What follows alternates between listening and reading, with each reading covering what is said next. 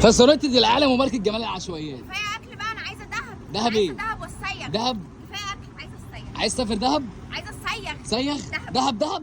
انا عارف ان البنات بتحب الهدايا البسيطه دي، فعلشان كده انا جاي اقول لكل جمهوريه خالد فيري النهارده انت هتدلع اخر دلع. وقبل كده ما نخش في اي تفاصيل، انا عارف ومتاكد ان انت اكيد ليك ذكرى حلوه قوي في المكان ده. واول حاجه انا عايز اقولها لك ان المكان ده عامل 50 جنيه على المصنعيه، وده شيء مستحيل تسمعه في اي حته في اسكندريه او بره اسكندريه. والاحرف الصغيره ب 600 جنيه، اما بالنسبه للدات الكبيره فب 1100. ده غير بقى ان انت لو نفسك تتجوز وشايل هم الدهب فما تشغلش دماغك خالص، لان المكان ده عامل اوفر حلو قوي وموفق لك كذا طقم جميل، والاسعار بتاعتهم من 10000 لحد 12000. فما اعتقدش كده يا عزيزي ان مالكش حجه ان انت تتجوز. اما بالنسبه ل 50 جنيه بتاعت المصنعيه فعندهم تشكيله كبيره قوي، والعرض ده مكمل معاك لحد اخر الاسبوع يوم الجمعه. وبعيدا عن العرض ب 50 جنيه بتاعت المصنعيه، هو عامل 150 جنيه للبراندات، والايطالي ب 450. صدقتني يا عزيزي ما قلت لك هتدلع اخر دلع. ومش بس كده، المكان ده يا جماعه ليه 3 فروع وكلهم موجودين في 45. ده غير المكان ده بقى له 23 سنه، وكمان وكيل لبي تي سي للسبايك. ده غير كمان ان بيعمل مسابقه كل شهر وبيطلع عريس وعروسه شهر عسل في شهر